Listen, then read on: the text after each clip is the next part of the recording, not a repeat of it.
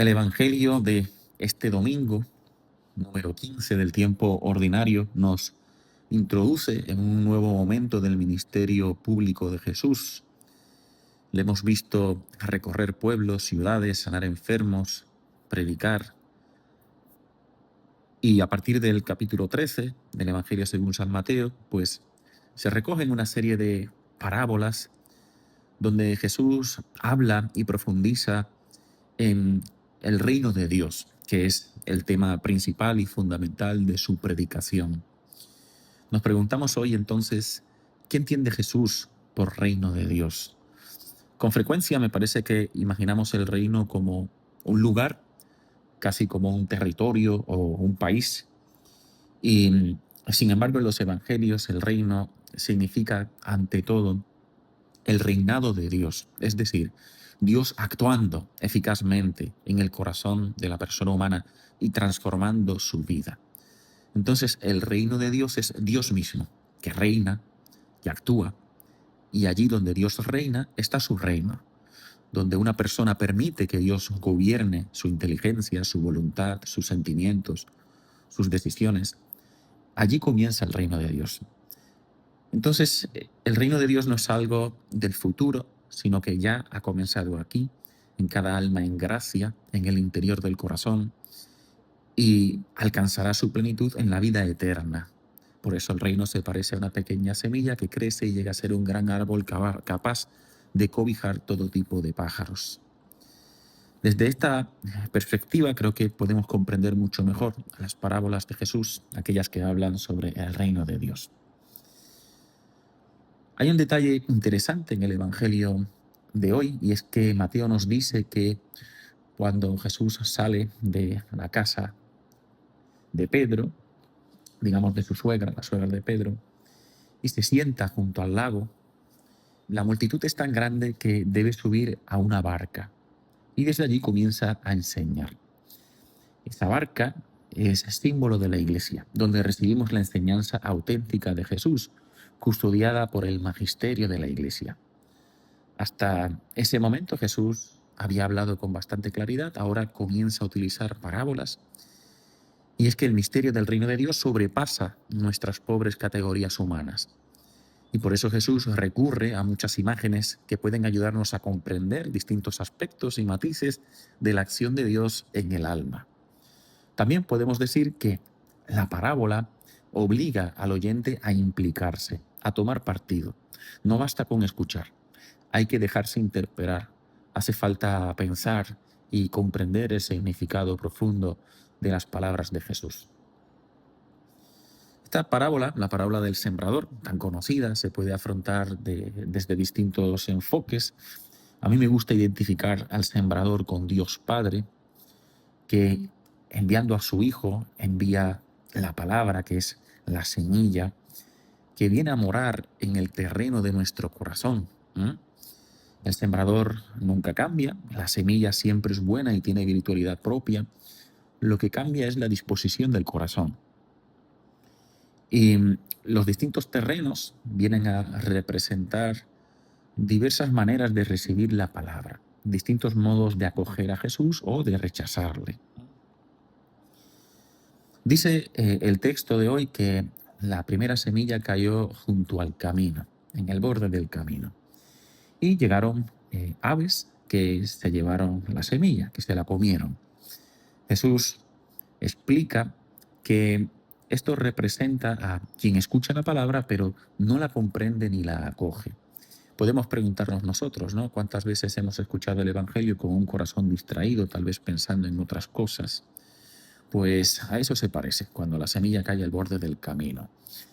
No porque la palabra o la semilla carezca de virtualidad o de fuerza, sino que la rutina, la superficialidad, el pecado incluso puede convertir poco a poco el alma en un camino compacto donde nada logra entrar. Y además no debemos olvidar que el enemigo del alma trabaja para que la palabra de Dios no dé frutos. Las aves que se comen las semillas suelen identificarse con ese espíritu maligno, ¿no? El segundo terreno que aparece en la parábola es el terreno pedregoso, que representa a quien recibe la palabra con alegría, todo parece comenzar muy bien, pero la raíz no arraiga, ¿no? Cuando llegan las dificultades, se produce el abandono. Es una advertencia muy actual, me parece. La vida cristiana no puede sostenerse solamente con emociones. La fe necesita raíces, va más allá de los sentimientos. La fe necesita de tiempo de oración, vida sacramental, formación, conocimiento de la fe, perseverancia en el día a día. Los santos no fueron personas que nunca tuvieron dificultades, sino que fueron personas que echaron raíces profundas en Dios. El tercer terreno es el terreno que contiene pues malas hierbas, digamos zarzas, espinos, y mientras la semilla crece, pues también crecen las zarzas, crece la mala hierba que va debilitando la semilla. Jesús identifica claramente estas zarzas con las preocupaciones del mundo, la seducción de las riquezas. No dice que las riquezas sean malas en sí mismas, pero pues el problema viene cuando ocupan el lugar de Dios. Y también las preocupaciones que hablan de una cierta desconfianza en Dios. Vivimos ansiosos, corriendo de un lado para otro. Nos hace falta silencio, nos hace falta oración, nos falta tiempo para Dios. Y el resultado es que la palabra queda sofocada y entonces el fruto es mínimo. Finalmente aparece el terreno bueno, que no necesariamente es perfecto, sino que simplemente está bien dispuesto. Se trata del corazón que escucha la palabra, la comprende poco a poco dándole vueltas en el corazón como la Virgen María y persevera en esa enseñanza hasta que entonces produce fruto, unos del 100, otros el 60 y algunos el 30 por uno. La diferencia, fíjense, no depende de la calidad de la semilla, sino de la apertura del corazón. Existe un detalle interesante que suele pasar desapercibido y es que cuando Jesús habla del rendimiento de la tierra buena menciona el 100, el 60 y el 30 por uno. Quizás nosotros lo organizaríamos a la inversa, ¿no? El 30, el 60 y el 100 por uno. Sin embargo, Mateo comienza por el 100. Los especialistas bíblicos consideran que en realidad lo que se quiere destacar es la extraordinaria fecundidad de la palabra, de esa semilla cuando encuentra un corazón disponible. Una cosecha del 10 por uno ya es considerada una muy buena cosecha. Hablar de 100 por uno es prácticamente describir una cosecha extraordinaria, casi milagrosa. Jesús quiere entonces transmitir esperanza y quiere transformar de forma extraordinaria nuestra alma. Aunque haya mucho terreno duro, pedregoso o lleno de espinos, basta un corazón abierto para que Dios realice maravillas. No olvidemos que nuestro corazón tiene todo tipo de terrenos. Digamos que no tenemos un corazón perfectamente puro. Somos pecadores. Solo el corazón de Cristo es puro. Y también podemos decir, desde luego, el corazón inmaculado de María es ese terreno que acoge perfectamente la palabra, que acoge la semilla, que es Jesús. En el misterio de la Encarnación, pues esto se ve con mucha claridad, ¿no? Entonces, nuestros corazones están llenos de zarzas, de piedras, de durezas, pero también hay terreno bueno. No olvidemos eso.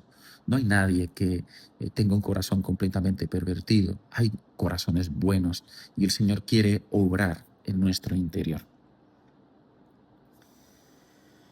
Bien, entonces, aunque en nuestros corazones haya piedras o zarzas, el Señor envía lluvia sobre nosotros. Es el Espíritu Santo y por eso su palabra no regresa a Él vacía. La primera lectura ilumina maravillosamente esta fecundidad de Dios en el alma. Dice el profeta Isaías, como baja la lluvia y la nieve desde el cielo y no vuelve allá sin empapar la tierra, así será mi palabra, no volverá a mí vacía. La lluvia transforma silenciosamente la tierra, no hace ruido, no actúa de manera espectacular, pero poco a poco hace brotar la vida. Así actúa también la palabra de Dios, el Espíritu de Cristo en nosotros. Muchas veces pensamos que no produce efecto, que nada cambia, que siempre somos los mismos. Sin embargo, el Espíritu de Dios trabaja lentamente, penetra, purifica, hace germinar la vida divina en nosotros. Quizá hoy No vemos ese fruto de forma inmediata, pero Dios nunca deja estéril una palabra pronunciada con amor. La semilla, pues, representa esta presencia activa de Dios. Cuando la palabra entra en un corazón, Dios mismo comienza a actuar. El reino no consiste únicamente en cumplir normas religiosas. El reino de Dios transforma nuestra manera de pensar, nuestra forma de amar, nos capacita para perdonar, nos hace vivir el trabajo como una ocasión de santificación. Podemos decir que el reino de Dios es Dios mismo reinando en el alma. Por eso Jesús no comienza reformando las estructuras políticas, sino que lo primero que hace es cambiar los corazones. Cuando cambia el corazón, cambia la familia. Cuando cambia la familia, cambia la sociedad. Cuando cambia la sociedad, el reino de Dios se hace visible. San Pablo amplía todo esto, digamos, eh, pues de forma especialmente bonita cuando dice en la segunda lectura que hemos leído hoy, que toda la creación gime con dolores de parto esperando la manifestación de los hijos de Dios, que ese reino de Dios se haga presente en el mundo. No habla de dolores de muerte, sino de dolores de parto, es decir, de un sufrimiento que prepara un nacimiento, el resurgir de una nueva creación.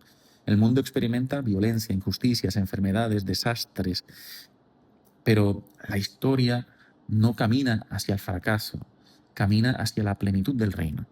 Toda la creación espera ser transformada por la gloria de Cristo. Nosotros ya participamos de esa esperanza. Cada conversión personal es un anticipo de esta renovación definitiva de toda la creación. Pues bien, queridos hermanos, que cada domingo podamos abrirnos a la acción del Padre que quiere sembrar a su Hijo en nosotros. Pidamos al Señor que unte nuestro terreno, que unte nuestro corazón con la efusión de su Espíritu, que quite de nosotros toda dureza, toda piedra, todo obstáculo a su gracia, que haga que nuestro corazón sea una tierra buena y fecunda y que el reino de Dios, es decir, Dios mismo reinando en nosotros, pueda crecer silenciosamente hasta transformar toda nuestra vida. Que la Virgen María, la tierra buena por excelencia, que acogió la palabra con un corazón totalmente disponible, nos enseñe a escuchar, a guardar y a hacer fructificar el Evangelio. Que así sea.